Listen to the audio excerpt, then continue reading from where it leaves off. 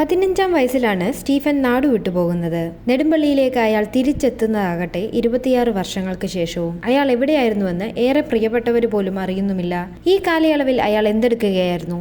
ലൂസിഫറിൽ ഫാസിൽ അവതരിപ്പിച്ച നെടുമ്പള്ളി അച്ഛന്റെ ഡയലോഗുകളിലൂടെയാണ് സ്റ്റീഫന്റെ കഴിഞ്ഞകാലം പ്രേക്ഷകരിലേക്ക് എത്തുന്നത്. ലൂസിഫറിന്റെ 2ാം ഭാഗമായ എമ്പുരാൻ സ്റ്റീഫന്റെ പഴയകാലം കാണാൻ കാത്തിരുന്നവരെ അല്പമൊന്ന് നിരാശപ്പെടുത്തുന്നുണ്ട്. സ്റ്റീഫൻ ആരാണെന്നുള്ളത് ഇപ്പോഴും നിഗൂഢമാണ്. ചെറുപ്പക്കാരനായ സ്റ്റീഫനെ കാണിച്ചുകൊണ്ടാണ് എമ്പുരാൻ അവസാനിക്കുന്നത്. സ്റ്റീഫനിൽ നിന്നും എബ്രഹാം ഖുറൈഷിയിലേക്കുള്ള യാത്രയാകും 3ാം ഭാഗം എന്നുള്ളതും ഉറപ്പാണ്. സോഷ്യൽ മീഡിയയിലാകട്ടെ പലരും തേടി നടക്കുന്നതും ഊഹാപോഹം പങ്കുവെക്കുന്നതും പക്ഷേ L3യുടെ പേരെന്താകും എന്നാണ്.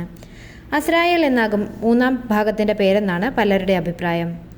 എമ്പുരാൻ സിനിമയുടെ ഒടുവിലെ പാട്ടിൽ ഹമ്മിങ് ആയി കടന്നു വരുന്ന അസ്രായേൽ എന്ന പദമാണ് ഈ ഊഹാപോഹങ്ങൾക്ക് കാരണം. ലൂസിഫറിന്റെ ഒടുവിലെ പാട്ടിൽ എമ്പുരാൻ എന്ന പദമുണ്ടായിരുന്നതുപോലെ എന്ന് പലരും വാദിക്കുന്നു. പിതാവിന്റെയും പുത്രന്റെയും ഇടയിൽ വരുന്ന ഇരുട്ടിന്റെ പൂള് എന്നാണ് ഫാദർ നെടുമ്പള്ളി സ്റ്റീഫനെ വിശേഷിപ്പിക്കുന്നത്.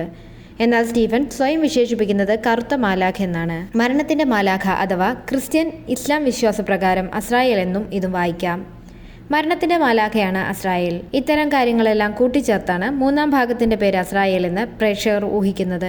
ഇതിനിടയിൽ ഒരു മാധ്യമത്തിന് നൽകിയ അഭിമുഖത്തിൽ സംഗീത സംവിധായകൻ ദീപക് ദേവ് ഇത് ഉറപ്പിക്കുന്നുണ്ട്. ലൂസിഫറിൽ ഉഷ ഉദുപ്പിനെ കൊണ്ട് 2ാം ഭാഗത്തിന്റെ പേര് പാട്ടിലൂടെ പുറത്തുവിട്ടതുപോലെ 3ാം ഭാഗത്തിന്റെ പേരും ചെയ്യണോ എന്ന് പൃഥ്വി ചോദിച്ചിരുന്നുവെന്നാണ് ദീപക് ദേവ് പറയുന്നത്.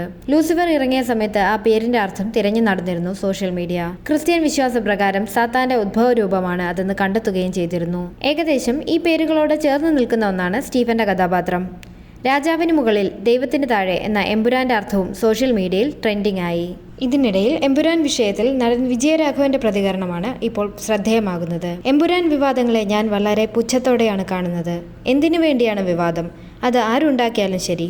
നിരവധി അഭ്യൂഹങ്ങളും കാര്യങ്ങളുമൊക്കെ ഞാനും കേൾക്കുന്നുണ്ട്.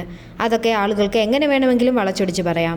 വിവാദത്തിനപ്പുറം ആത്യന്തികമായി പ്രേക്ഷകന് എന്തെങ്കിലും ഗുണം വേണ്ടേ എന്ന് വിജയരാഘവൻ പറയുന്നു. ദ ന്യൂ ഇന്ത്യൻ എക്സ്പ്രസിനോടായിരുന്നു വിജയരാഘവന്റെ പ്രതികരണം. അതേസമയം മാർച്ച് 27-ന് റിലീസ് ചെയ്ത എമ്പുരാൻ 250 കോടി നേടിയെന്നാണ് റിപ്പോർട്ടുകൾ.